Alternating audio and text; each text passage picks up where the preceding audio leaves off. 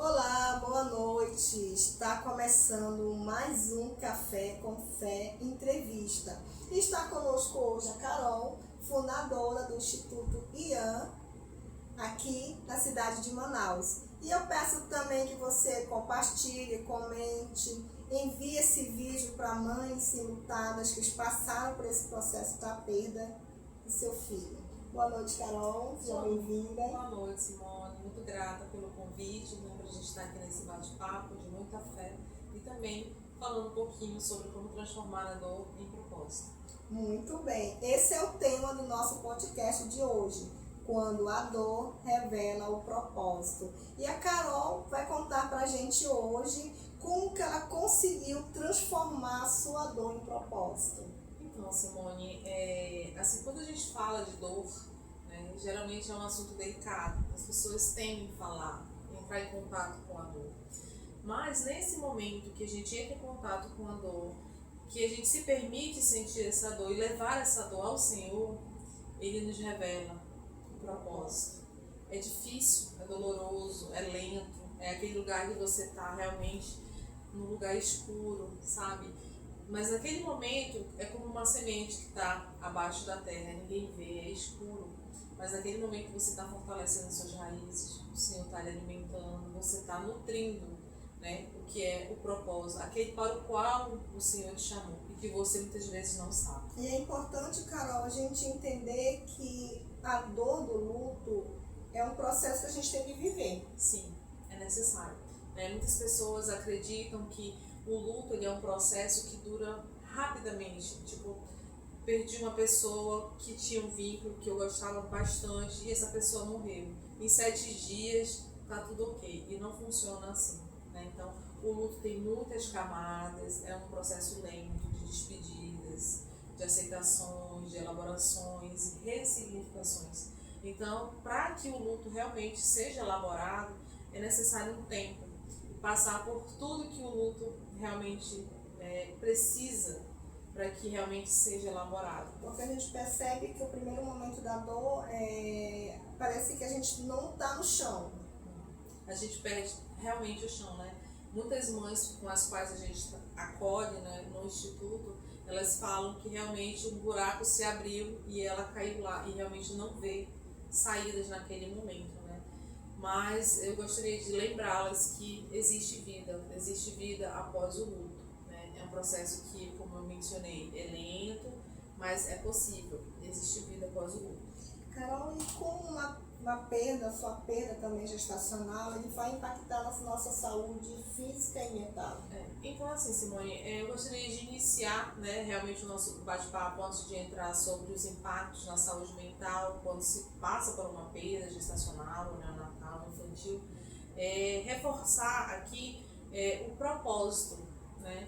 Porque desde um primeiro momento o Instituto Amor Nosso ele surgiu a partir de um propósito que eu não sabia, eu desconhecia totalmente, né? Então eu fui casada por 23 anos, né? E durante esse período de relacionamento eu passei por 5 perdas gestacionais, né?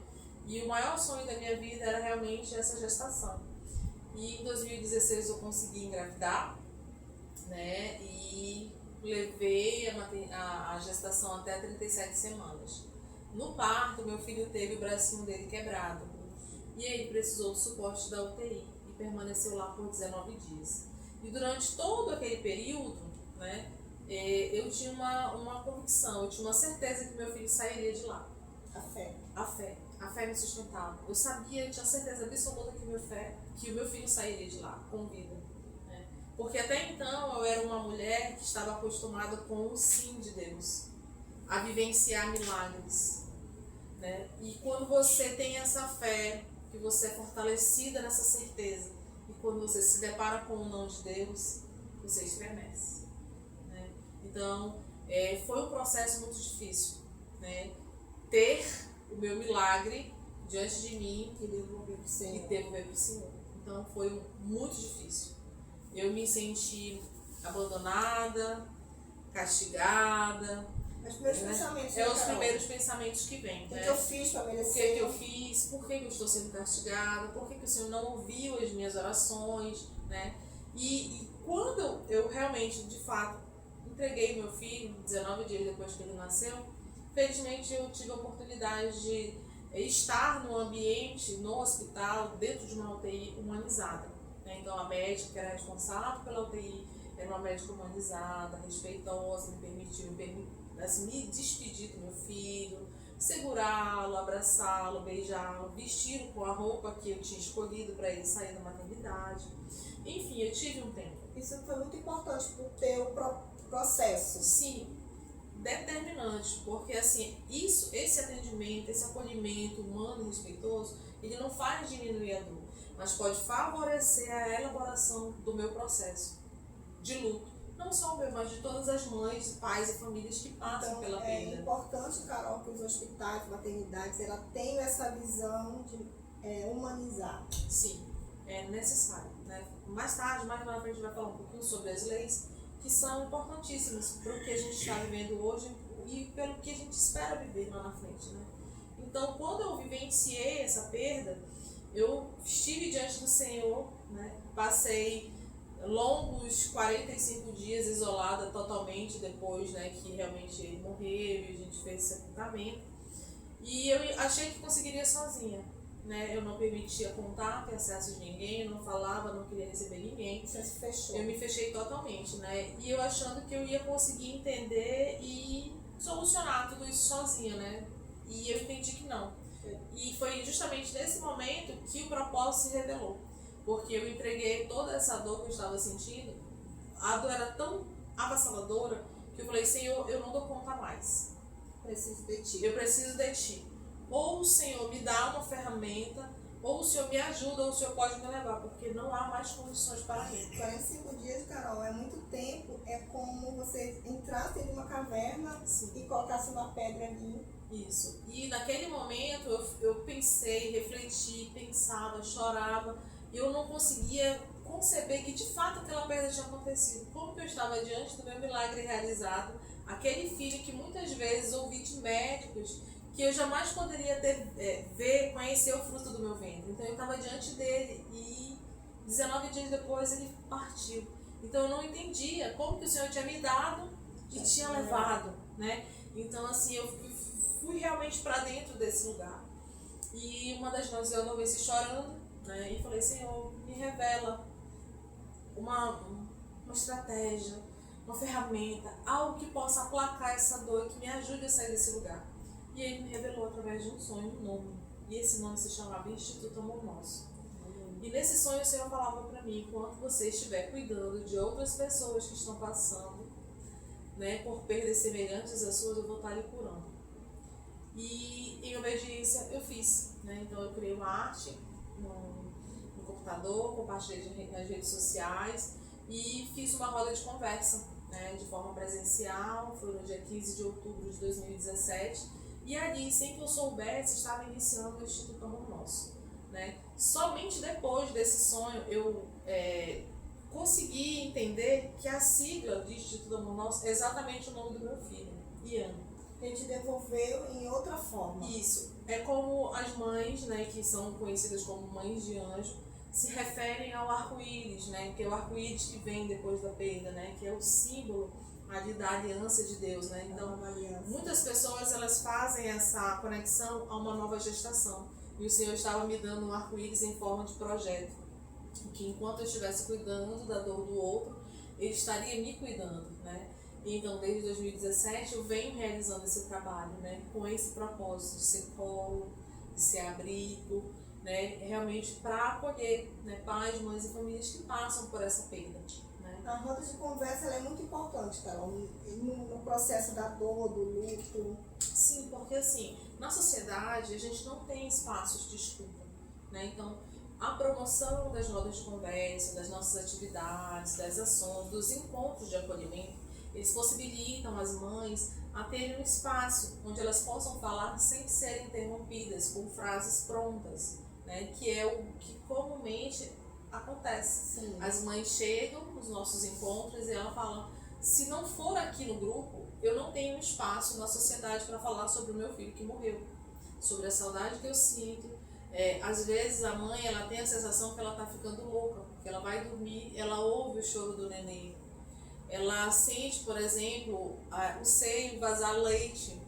E ela falou, gente, eu acho que eu tô ficando louca, meu bebê faleceu, mas por que tá saindo leite? Às vezes é uma situação hormonal, é o corpo, é físico, né, é emocional. Então, assim, elas não têm espaço para falar sobre esses assuntos. Então, falar sobre esses assuntos dentro do grupo, né, entre outras mães que não se conhecem, mas conhecem cada uma exatamente do que a outra está falando, porque elas se reconhecem em cada uma dessas falas, né? Aconteceu comigo, eu também pensava, eu ouço também. Então elas conseguem estar ali num lugar onde elas são acolhidas. Nossa, eu não estou ficando louca, né? A outra mãezinha também, né, sente dessa forma. Então naquele momento ela se sente vista, acolhida, porque na sociedade muitas vezes essa perda que acontece na gestação, muito recente, uma semana, 2, um mês, ela é muito invisibilizada e minimizada. É apenas mais uma que entrou para a estatística do aborto. Exatamente. É como se aquela vida, aquelas 4 semanas, aquele 1 mês não tivesse valor. E às vezes aquela gestação é a gestação esperada por uma vida. Né? Eu passei por 5 perdas na gestação.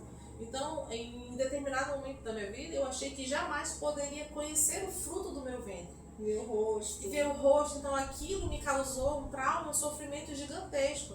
Até que eu encontrei uma médica que me ouviu e falou, não, a gente vai dar conta, a gente vai descobrir que diagnóstico, por que você tem essas perdas. E realmente, alguém que me ouviu, me abraçou e me conduziu, me ajudou, né? Até que eu pudesse sim realizar esse sonho, né? Esse milagre na minha vida que foi o meu filho. Permaneceu comigo apenas 19 dias, mas eu considero o maior presente que eu já recebi de Deus. Você né? pegou. Eu peguei, eu fiquei com ele, gestei, senti o cheirinho. E imagina, ele é minha cópia, ele era um mini-mim. Era a minha cópia, era a minha xerox, assim, sabe? E assim, realmente pra brindar mesmo, assim, sabe? Que realmente foi o maior presente da minha vida. E todo aquele presente não poderia ser transformado em dor, no meu entendimento. Eu pensava assim, o meu filho não pode ser o responsável, digamos assim, pela queda da minha vida. O meu presente. O meu presente, ele não pode ser lembrado com dor. Ele precisa ser lembrado com amor, porque foi realmente isso que ele me trouxe, um amor transbordante. Né? Então, todo aquele amor que estava aqui dentro, o Senhor falou, pega tudo isso e canaliza ao outro. E aí eu trago o quê? Um versículo que está em Romanos 13:8, que fala, a ninguém devais coisa alguma, a não ser o amor com que vos amei uns aos outros, porque quem ama aos outros cumpriu a lei. Né? Então, tudo que a gente for fazer ao outro, a gente precisa fazer com amor. A gente foi chamado não para reagir ao que nos acontece, mas a refletir o amor de Deus.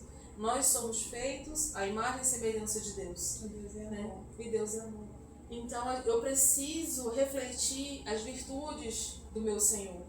Eu não posso simplesmente reagir a algo ruim. Eu preciso transformar tudo aquilo que não é tão legal, que traz dor, que traz sofrimento, que é a tempestade, que é o deserto, e transformar tudo aquilo. Aquilo precisa me trazer algum aprendizado. Né? Eu não estou aqui minimizando a dor de ninguém, do luto, dizendo que a morte de um filho te traz um aprendizado. Não é isso. Mas, de todas as situações que a gente enfrenta nas nossas vidas, a gente precisa sim refletir, olhar, mas olhar com consciência, não com um olhar emocional, com um olhar, digamos, carregado de sentimento apenas, mas que a gente tenha uma visão consciente de tudo que está acontecendo. Perguntar do Senhor qual o propósito. Sim, porque assim, quando o Senhor nos revela o propósito, muitas vezes você imagina a gente ter uma vida, passar por essa vida sem descobrir o nosso propósito. É doloroso. Se você me perguntasse, Carol, você gostaria de ter passado por tudo isso para descobrir o seu propósito? Não. Claramente eu diria que não. Jamais, Simone. Eu não queria ter me despedido do meu filho para descobrir meu propósito. Mas eu fui criada para um propósito. Né? Em Eclesiastes 3:1, o Senhor fala que tem um tempo determinado para todo o propósito de Deus debaixo do céu. Então, existe um propósito. E se para o meu propósito eu precisei passar por essa experiência, quem sou eu para dizer não? Porque até Jesus, né, pediu ao Pai né, que se possível passasse aquele cálice, mas contudo fizesse a vontade do Pai, e ele foi obediente, né? Então, assim, quando o Senhor me revelou o Instituto, em obediência eu criei, eu não sabia, esse mundo era desconhecido. Começou por nada mesmo, só o Senhor te direcionando. Me direcionando, né? Porque realmente eu pedi ao Senhor e Ele me direcionou. E a todo tempo era Ele, porque eu fazia meu devocional, eu tinha um relacionamento com o Senhor e Ele falava comigo. E aí eu me sentia inspirada a postar mensagens de reflexão e criei a conta, né, no Instagram, fiz a roda de conversa e comecei a compartilhar como que eu me sentia nesse processo de luta e como que o Senhor ia trabalhando comigo. E sempre as mensagens, as reflexões, elas tinham toda essa base cristã, de acordo com a visão de Cristo, como que ele entendia tudo isso. E aí eu fui, à medida, né, do tempo, começando a compartilhar nas redes, e as mães começaram a se identificar e diziam: eu também penso assim, eu concordo, né, glória a Deus, obrigada, E assim, naturalmente, de forma orgânica, as coisas foram acontecendo. Aí o Senhor me inspirava, por exemplo, no Dia das Mães. Todas as mães postando ensaios fotográficos com os filhos, né? E eu não tinha. Declaração de amor. E eu não tinha. E aí o Senhor falou: por que você não faz um ensaio fotográfico com essas mães que perderam? Segurando algum objeto de afeto. Às vezes o exame, às vezes o porta-retrato, um bichinho de pelúcia. E eu falei: será, Senhor? Aí apresentava, aí o Senhor: vai. E aí eu fazia o contato, eu conversava com a fotógrafa, verificava a questão do estúdio e fazia o convite para as mães. No começo, elas recebiam com estranheza, porque esse trabalho não era realizado. A perda, como é que eu vou tirar uma foto, né, sentindo dor, lembrando da perda do meu filho? Isso. Né? Só que se a gente mudar o olhar da dor para a afetividade, para o amor, eu estou ali simbolizando, através daquele objeto, um afeto, um amor. Então, eu vou ter uma foto para postar no Dia das Mães, simbolizando aquele amor, aquele afeto, aquele filho que jamais vai sair da minha história, vai permanecer na minha história, né? Então, quando a gente fazia esse convite às mães, elas recebiam com estranheza, porém elas aceitavam e se sentiam pertencentes, sentindo-se validadas como mães, porque meu filho não está aqui, mas eu tenho uma foto para postar no Dia das Mães. Eu sou mãe, eu continuo sendo mãe, meu filho morreu, mas eu continuo sendo mãe. Então, boa parte do sofrimento que causa nessas mães é a falta de validação dessa maternidade, né, que foi breve. O filho ficou pouco tempo, mas ela não deixou de ser mãe, né? O fato de o filho ter morrido não significa que ela não é mais mãe. E aí eu volto agora falando sobre a questão mesmo da situação, sobre a saúde mental dessas mães, né? Quando a gente enfrenta essa perda na gestação, né, ou no parto, né, ou logo nos dias seguintes após o parto, que a gente chama de perda neonatal, ela causa, além do sofrimento, da dor em si, digamos assim, que muitas vezes sentimentos de incapacidade, né, sentimentos, por exemplo, de frustração, de sonhos que foram, né, rompidos, né, planos que foram feitos e não foram realizados. E muitas vezes, o que acontece? A mãe, ela se isola, como no meu caso, né? E isso acaba trazendo muito prejuízo. Carol já tinha preparado o quarto dele, as coisinhas dele. Ele estava com 37 semanas, estava tudo pronto. Um quartinho, já tinha feito ensaio de gestante, tudo pronto para receber ele, né? Quando chegou em casa, sem ele, viu aquilo, né? Arrumado, preparado. O Senhor, ele prepara todas as coisas e de um jeito que eu não sei nem te dizer, que só posso dizer como perfeito. Por quê? O Ian permaneceu 19 dias na UTI e eu permaneci no hospital com ele. Só que quando eu completei 18 dias eu recebi alta. Eu falei: eu não vou sair do hospital sem meu filho. Mas entendendo, né, conversando com a equipe, eles falaram: é melhor que você vá, você descanse, você tome um banho, né, e você amanhã volte todos os dias para ver ele na UTI. E eu acatei a orientação. Então eu fui para casa no 18º dia e cheguei na casa vazia, né, com tudo pronto para receber. Era próximo do Natal, então a casa estava toda enfeitada de luzes, né, para o Natal. E eu estava ansiosa para chegar em casa com o meu presente, né, que estava lá e eu tinha certeza que ele voltaria. Só que naquele dia eu precisei fazer a coisa mais difícil da minha vida, que foi entregar o meu filho ao Senhor. Porque até então a minha oração era: Senhor, salva o filho da tua serva. Na minha cabeça não existia a possibilidade de: Senhor, seja feita a tua vontade. Na minha cabeça não foi feita até o dia 18. Não, eu falava. Só que eu vi que o meu filho estava entrando em sofrimento. Aí eu falei: Senhor, eu prefiro que eu sofra com a ausência dele do que ele. Então, Senhor, seja feita a tua vontade. Quando eu cheguei no dia 19, e para entrar na UTI, quando eu cheguei tinham uns 8 profissionais no leitinho, no bercinho dele. E naquele momento a aflição tomou conta, né? A psicóloga do hospital pediu para conversar comigo, né, com meu esposo, e ela falou sobre a gravidade do quadro dele, sobre a possibilidade de ele não resistir, e que se realmente se confirmasse, se a gente gostaria de ter um tempo para nos despedirmos dele. E a gente sinalizou que sim. Então a médica da UTI veio até nós e nos deu esse espaço. Na época não existia leis, mas existia uma médica humanizada. Então ela pediu que as outras famílias se retirassem, da UTI, e eu fiquei, com aquele tempo lá, com o Ian, me despedida, enfim. Então naquele momento de profunda dor, eu tive contato com a empatia, com o amor, com a compaixão, Então isso foi muito importante no meu processo, Eu pedi da médica que eu saísse com o meu filho para o necrotério, segurando ele nos braços. E causou muita estranheza mesmo para a médica, o impacto, porque nunca ninguém havia feito esse pedido. E eu pedi e ela me autorizou. Então eu saí com meu filho, assim, com muito orgulho, sabe? Falei: o meu filho é meu. E eu, no meu íntimo, assim, eu sentia que eu precisava carregar ele, que eu precisava sentir, ele. E fui andando pelos corredores do hospital.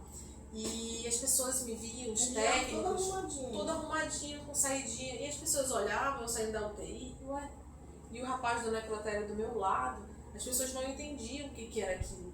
Mas eu recebi muito acolhimento no hospital, porque as pessoas me acolhiam de forma respeitosa, num profundo silêncio, baixando a cabeça. Eles me cumprimentavam. E eu avisando que estava ali também sentindo a sua dor. Exatamente. Então foi muito importante. Quando eu cheguei lá, eu falei para o rapaz do necrotério, que eu não gostaria de colocar ele na pedrinha para esperar o pessoal da funerária. Eu pedi dele se eu podia ficar segurando ele. Ok, pode sim. Quando o rapaz da funerária chegou, você não acredita, eu fiz um pedido. Eu falei: poxa, você deixa eu levar ele no braço? Ele não pode, é protocolo do hospital, a gente precisa colocar ele num caixãozinho para a gente poder sair em direção à funerária. E eu falei: poxa, você não pode me abrir essa sessão? Aí ele olhou bem pra mim: tá bom, vamos. Então eu fui na frente, no banco da funerária, carregando meu filho. Quando cheguei lá na funerária, eu falei pra moça: poxa, tem um conforto, uma salinha que eu possa? Tem sim, Senhor direcionou, foi anjos no caminho. Foi, sempre o Senhor, sempre, a todo momento. E aí ele me direcionou, e tinha um chaise, eu deitei lá, Simone, assim, e fiquei, sabe, orando, me despedindo, abençoando, agradecendo a Deus, vendo cada detalhe. Foi nesse assim, momento, Foi nesse momento, assim, então, assim, foi de Deus, não pode ter sido. Todas as pessoas, tudo cooperou para que realmente eu tivesse esse tempo, E, enfim, a gente realizou, o sepultamento dele, fomos para casa, e a todo momento eu sentia que o Senhor estava me direcionando. Nesse momento, me acolhendo, na criação, me dando o instituto como ferramenta, como estratégia, me dando realmente assim o consolo. No momento que eu transferi toda aquela dor, todo aquele amor que eu tinha para investir no outro, no próximo, o Senhor foi curando, foi limpando.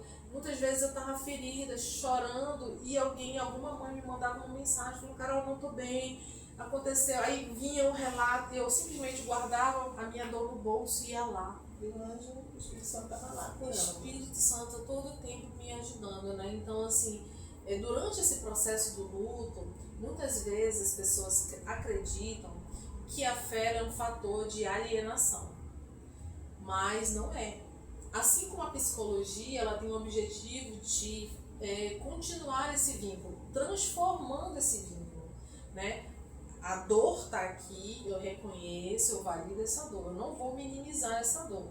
Eu não quero que você fique bem, que essa dor passe, eu quero que você passe por essa dor, que você sinta essa dor, mas que você entenda que você pode transformar essa dor em algo maior, algo que honre a memória de quem foi. Porque a melhor forma de honrar uma pessoa que não está mais aqui é exatamente vivendo e acrescentando na vida de outra pessoa. Sabe, quando a gente reflete esse amor, assim, automaticamente a gente vai criando alegria, gerando vida, sabe? Quando a palavra do Senhor fala que a gente precisa ter vida na nossa vida, é exatamente isso. Quando a gente se propõe a cuidar do outro, o Senhor vem e transborda na nossa vida vida. Isso é o mais importante, Carol. Nós temos 5 minutos ali. Vamos falar um pouco do Instituto, onde fica, como que a mãe pode entrar em contato com você. Isso. Os contatos eles são feitos através da nossa rede social, através do Instagram, Instituto Amor Nosso. Tá? Os nossos encontros eles acontecem uma vez ao mês, geralmente no dia de sábado, de 3 da tarde às 18, de 3 às 6. Tá? Os encontros eles são gratuitos, mas as mães precisam fazer uma inscrição, tá? Para que a gente possa mensurar a quantidade, para que todas as mães tenham tempo para compartilhar, para falar, para serem acolhidas, tá?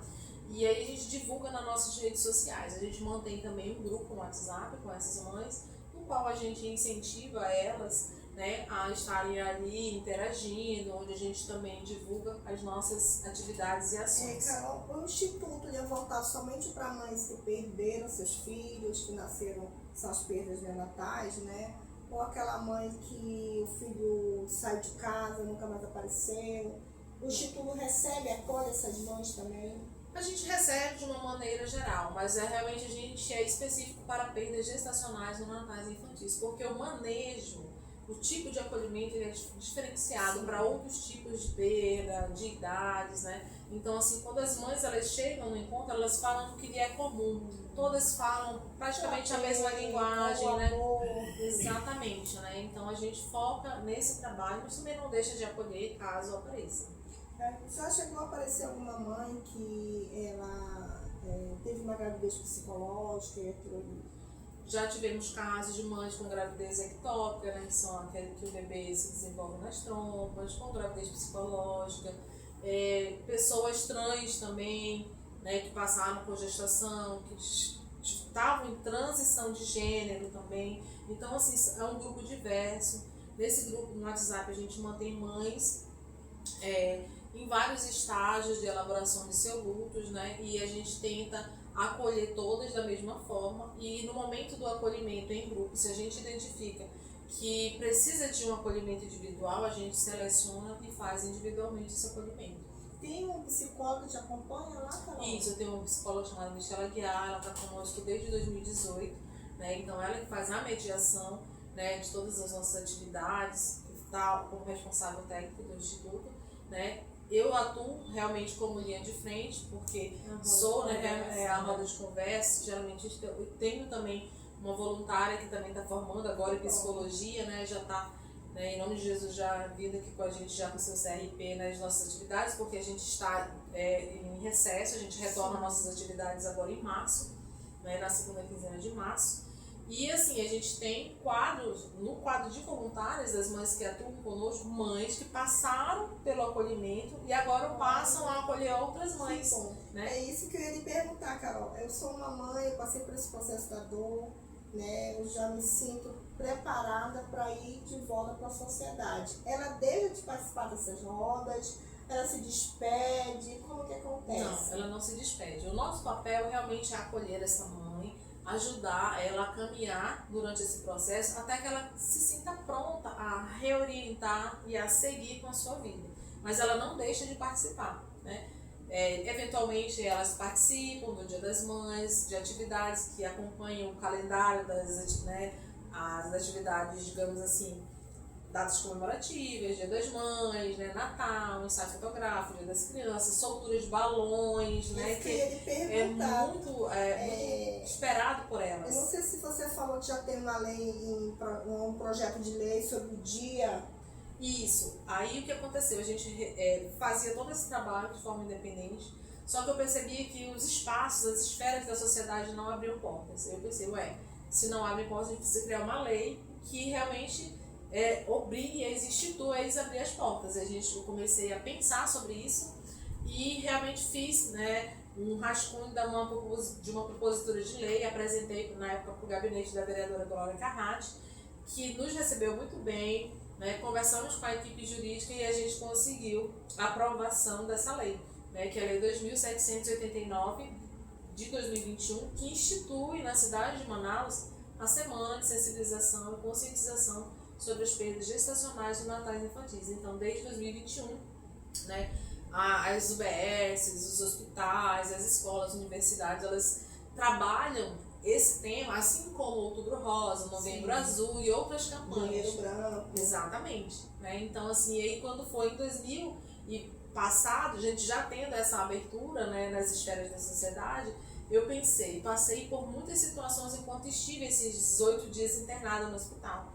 E recebi também muitos relatos de mães que passaram também por um aumento de sofrimento psíquico por estarem, né, hospitalizadas nas mesmas alas com mães com seus bebês vivos, sendo que ela tinha perdido seu bebê. Né? Então, recebendo esses relatos, eu pensei, precisamos fazer algo, né, para realmente diminuir essa incidência, né, desse aumento de sofrimento psíquico. Foi quando a gente criou a Lei IAN, né, que foi propositura também para a vereadora, ela nos recebeu e o prefeito sancionou essa lei. Então, desde 2025 a gente tem a Lei IAN, né, que institui que as mães que estão passando por perdas gestacionais, né, neonatais ali, elas fiquem em alas separadas, né, para que realmente haja um cuidado, um acolhimento, um cuidado, né, mais um olhar mais humano e refinado para essa mãe que está passando por perda. Caso essa mãe ela tenha perda gestacional, né, do seu bebê, e não for cumprida essa lei, ela tem uma auditoria que ela possa reclamar? Isso. A ouvidoria está funcionando, né, em todas as maternidades, todos os hospitais. Parte do nosso trabalho era a criação dessas leis para que realmente existisse um protocolo para esse atendimento. E agora o nosso trabalho é fiscalizar a aplicabilidade dessa lei, realmente para saber se está sendo cumprida. Hoje ele é feito dessa forma. A lei existe, então o nosso trabalho é divulgar para que a sociedade tome consciência de que essa lei existe e que, se é lei, ela precisa ser cumprida. E se não for cumprida, que as famílias precisam se dirigir às ouvidorias em busca desses direitos. Né? Então o nosso trabalho hoje é realmente fiscalizar a aplicabilidade dessa lei. Carol. E como que as pessoas podem apoiar o teu instituto? O Instituto IAN. Isso. Vocês podem apoiar o Instituto IAN, principalmente curtindo, comentando e compartilhando o nosso conteúdo, para que as pessoas realmente tomem, né, consciência do que está acontecendo, saibam dessas informações e também sejam acolhidas, porque muitas vezes as pessoas se sentem representadas pelas publicações, pelo conteúdo. Então, a primeira parte é você consumir esse conteúdo e compartilhar. Né? Você pode também estar contribuindo através do Pix, que é institutoamornosso@gmail.com, né? De forma financeira, com as nossas atividades. Também pode contribuir com doação, principalmente de água mineral, garrafinha, camisetas, infográficos, impressões, ou através também, né, de voluntários, voluntariando-se para participar das nossas ações. Porque quando a gente faz ações, por exemplo, como uma caminhada, uma soltura de balões, que é aberta ao público, por exemplo, dentro de uma faixa liberada da Ponta Negra, então a gente recebe 200, 300, 400, 500 pessoas. Então, quanto mais braços tivermos para abraçarmos as pessoas, acolhermos quem está passando por essa situação de perda, né, que realmente precisa de um colo, de um abraço, de uma palavra, você pode estar voluntariando e ajudando a gente nessa causa. Essa caminhada é em outubro que acontece, Isso. Né? O dia de sensibilização é no dia 15 de outubro, então a semana de sensibilização e essa caminhada ela acontece na semana que compreende o dia 15 de outubro de todos os anos. Que bom, estamos encerrando aqui mais um Café com Fé entrevista. Foi uma honra receber a Carol. Que Deus te abençoe. Amém. E que você também possa seguir o Instituto IAN, Instituto Amor Nosso no Instagram, curtir, comentar, compartilhar, para que mais mães sejam alcançadas. Uma boa noite e fique com Deus. Boa noite, obrigada.